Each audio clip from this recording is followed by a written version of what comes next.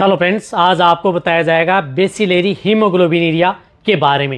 यानी जो बेसिलरी हीमोग्लोबिनिरिया जो रोग होता है उसके क्या सिम्टम्स हैं, उसका क्या इलाज करना चाहिए, किस तरह का ट्रीटमेंट करके पशु को बचा सकते हैं। क्योंकि बेसिलरी हीमोग्लोबिनिरिया होता है उसमें पशु में पेशाब के साथ खून आना, जिसे हम रेड वाटर भी बोलते हैं, इन्फेक्शन ऑफ हीमोग्लोबिनिरिया भी बोलते हैं। ये बीमारी पशु के लिए बहुत ही ज़्यादा खतरनाक होती है। इसमें कई बार पशु की अचानक मौत भी हो जाती है। तो ये क्यों होता है, सबसे पहले तो मैं बताता हूँ कि जो बेसिलरी हीमोग्लोबिनिरिया है ये एक संक्रामक रोग है, जो बैक्टीरिया द्वारा फैलने वाला रोग होता है। ये जो गाय है, भैंस है, भेड़ है, बकरी है, इनमें ये रोग पाया जाता है।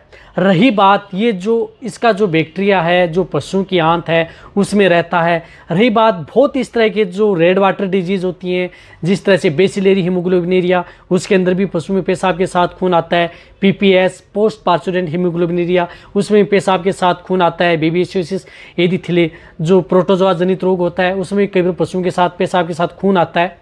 तो इसका आप डिफरेंस कैसे कर सकते हैं उसके बारे में अपना जो ये चैनल है उसमें 2 साल पहले ही आपके लिए एक वीडियो बनाया हुआ है। 3-4 जो रोग हैं उसको आप कैसे डिफरेंस कर सकते हैं, कैसे पता लगा सकते हैं, वो भी आप जा कर के देख सकते हैं। रही बात आज की वीडियो में मैं आपको बताऊंगा कि बेसिलरी हीमोग्लोबिनिरिया का सिम्टम्स क्या हैं। सिम्टम्स ये हैं कि इसमें पशुओं को तेज़ बुखार आता है, एकाएक तेज़ बुखार आता है पशुओं में, पशु जुगाली करना बंद कर देता है। और रही बात पशुओं में सांस में घर की आवाज़ आती है, कमर धनुषाकार हो जाती है। और रही बात जब भी यदि बेसिलरी हीमोग्लोबिनिरिया होता है पशु में तो उसमें इंटेस्टाइनल तो इन्फेक्शन होता है, उसकी वजह से जो डायरिया है वह स्टार्ट कर देता है, यानी डायरिया आना स्टार्ट कर देता है। रही बात इसकी स्थिति में पशुओं का जो एनीमिया है, ब्लड के अंदर आरबीसी है, उसके अंदर हीमोग्लोबिन की मात्रा कम हो जाती है, तो पशुओं में दिक्कत हो जाती है। दिक्कत क्या है कि एक तो एनीमिया हो जाता है, साथ में इसमें पीलिया भी हो जाता है। तो पशुओं की जो आंखों की झिल्ली है या वैज्ञानिक जो झिल्ली है वाल्वा की, वह भी क्या हो जाती है कि पीली पीली या सफ़ेद सफ़ेद सी पड़ना स्टार्ट हो जाती हैं। देखो इस बीमारी में क्या होता है कि जो पेशाब का रंग है वो गहरा लाल होता है। गहरा लाल का मतलब है कि जिस प्रकार से गहरा गाढ़ा कलर का इस बीमारी के अंदर होता है। अदर जो डिजीज यदि आप देख रहे हैं उसके अंदर क्या होता है कि लाल लाल रंग का होता है। इसको आपको जानना बहुत ज़्यादा है कि इसके अंदर बेसिलरी हीमोग्लोबिनिरिया है, पीपीएच है, ये बेबीसिस तो मैंने बताया ना वीडियो बनी है। तो ये बेसिलरी हीमोग्लोबिनिरिया से कई बार पशु की डेथ भी हो जाती है। रही बात ये उन पशु में होता है जहाँ पर यदि आप अपने पशुओं को कहीं पर बाहर चराने के लिए लेकर के जाते हैं या कहीं पर आप तालाब या झरने हैं वहाँ पर यदि आपका पशु पानी पीने जाता है तो उस स्थिति में भी ये बैक्टीरिया है पशु के शरीर में चला जाता है और उसके बाद में ये डिजीज़ हो जाती है।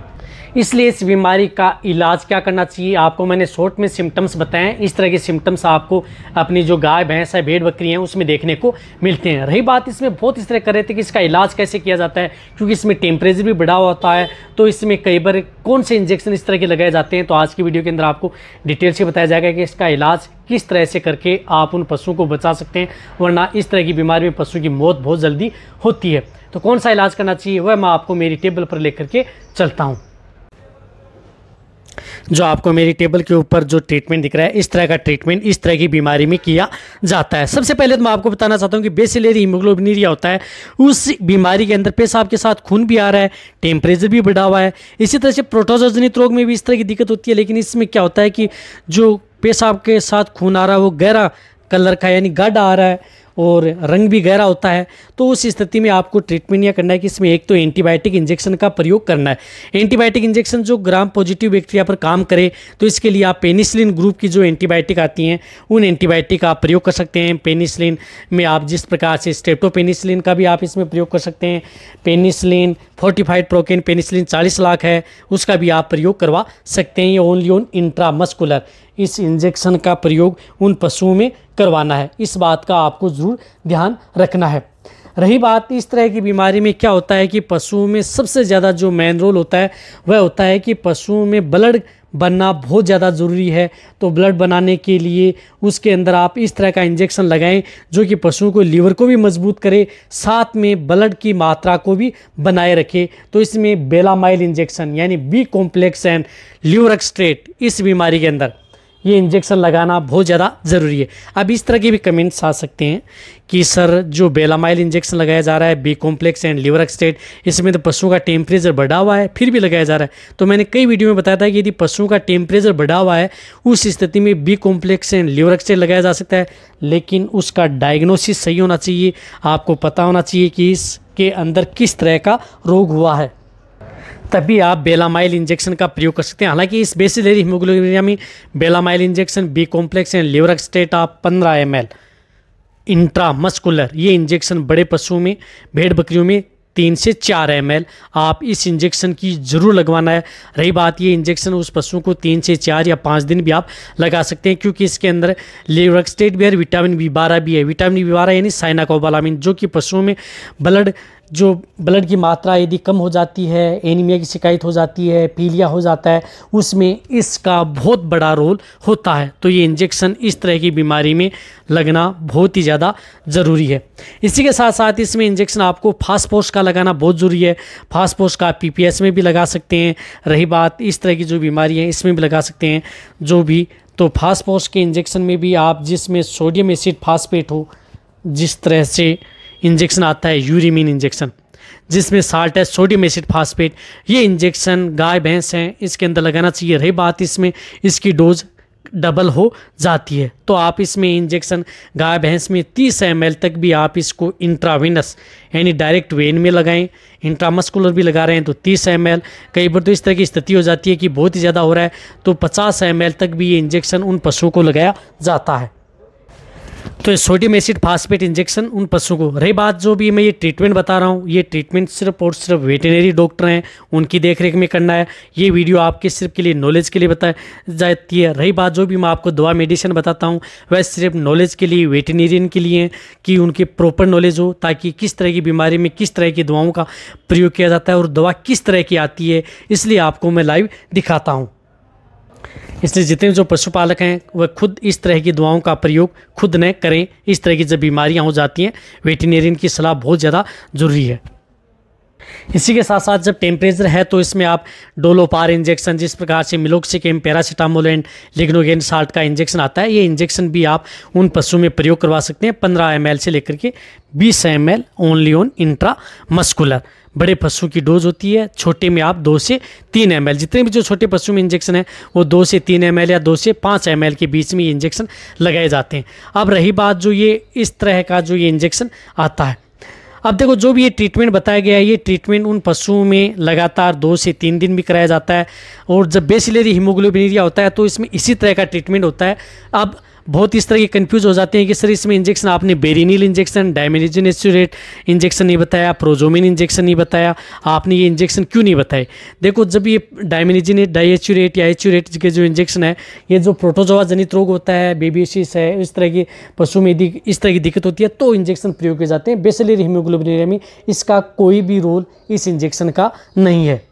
यदि आप सही डायग्नोसिस नहीं कर पाए, इस तरह का ट्रीटमेंट यदि कर दिया 2 दिन, फिर भी यदि पशु का टेम्परेचर नहीं टूट रहा है तो उस पशु के पेशाब की जांच करवा लेनी चाहिए, या फिर उस स्थिति में आप उसमें जिस प्रकार से प्रोजोमिन इंजेक्शन है इस तरह का इंजेक्शन उन पशु में लगवाया जाता है। लेकिन बेसिलरी हीमोग्लोबिनिरिया में इस इंजेक्शन का कोई रोल नहीं होता है। अब देखो साथ में सपोर्ट थेरेपी के तौर पर भी आपको कुछ इस तरह की दवाओं का प्रयोग करना होगा। उसमें आप उन पशुओं, एक तो आयरन टॉनिक देना बहुत ज़्यादा ज़रूरी है। आयरन टॉनिक में आप जिस प्रकार से सार्कोफेरोल आती है इसका प्रयोग ज़रूर करवाएं। रही बात एक और बताना चाहता हूं कि आप इन पशुओं में जिस प्रकार से ब्लड की कमी आ जाती है, एनीमिया हो जाता है, पीलिया हो जाता है, तो आप भूल कर भी इस तरह की बीमारी में आयरन के इंजेक्शन जिस प्रकार से फेरिटास है वह भूल कर भी आप नहीं लगाएं। नहीं तो वरना कई बार यदि आप इस बीमारी में यदि आयरन का इंजेक्शन लगा देंगे तो पशु की डेथ हो जाती है। इस बात का आपको ध्यान में रखना। इससे तो हो या ना हो, लेकिन आयरन टॉनिक इंजेक्शन लगा दिया तो डेथ हो सकती है, तो आयरन का इंजेक्शन नहीं लगाना। उसमें आप सपोर्ट थेरेपी के तौर पर जिस प्रकार से सार्कोफेरोल आता है या इनके लिक्विड आते हैं, आरबीसी है, फेरिकाइंड वेट है, इस तरह के जो आयरन टॉनिक आते हैं वह उन पशुओं को 50 ml या 50 ग्राम पर डे के हिसाब से कंटिन्यूटी आप उन पशुओं को देते रहें। साथ में आप उनको सपोर्ट थेरेपी के तौर पर जिस प्रकार से पाउडर आता है, सोडियम एसिड फास्फेट सोडाफोस पाउडर, ये पाउडर भी आप उन पशुओं को 50 ग्राम आप सुबह और 50 ग्राम आप शाम लगातार आप उन पशुओं को 10 से 15 दिन ये पाउडर भी इस तरह की बीमारी हो गई है तो सपोर्ट थेरेपी के ऊपर देते रहें। रही बात जो आपको ये ट्रीटमेंट बताया गया है, यदि आपके पशु प्रेग्नेंट हैं, गाभिन पशु हैं, उनके लिए भी सेफ है, उनका अबॉर्शन भी नहीं होगा। रही बात ये जो इस तरह का ट्रीटमेंट वह उन गाभिन पशु में भी करवा सकते हैं। रही बात डायग्नोसिस की है, रोग की पहचान की है, उसी के अनुरूप है। और यदि आपको लेटेस्ट वीडियो चाहिए, बेबीएसिस है, थैलियोइडिस है या पीपीएच है, तो भी नीचे जाके कमेंट में कर सकते हैं, आपके लिए लेटेस्ट वीडियो भी मिल जाएगी। और वैसे यदि आपको देखना है तो मेरे चैनल पर डिटेल से वीडियो बनी हुई है, वो भी आप जाकर के देख सकते हैं। तो आपको अच्छा पता लग जाएगा कि किस तरह के रोग होते हैं, उसमें किस तरह के सिम्टम्स होते हैं और हम कैसे पहचान सकते हैं जो नए वेटरनरियन है वह। और साथ में आप अपने पशु को अच्छा पानी दें, अच्छा मिनरल मिक्सर पाउडर दे रहे हैं वो देते रहें, पशु को संतुलित आहार दाना मिश्रण पशुओं को साथ में देते रहें। इस तरह की यदि बीमारियों से बचाना है तो ये वीडियो जितना हो सकता है पशुपालक वेटरनरी है उनके साथ शेयर करें। इसी तरह की नॉलेजेबल वीडियो आपको इस चैनल पर सही जानकारी के साथ, जिस तरह का हमें फील्ड का नॉलेज है उसी के अनुरूप आपको इस चैनल पर वीडियो आपको मिलती हैं।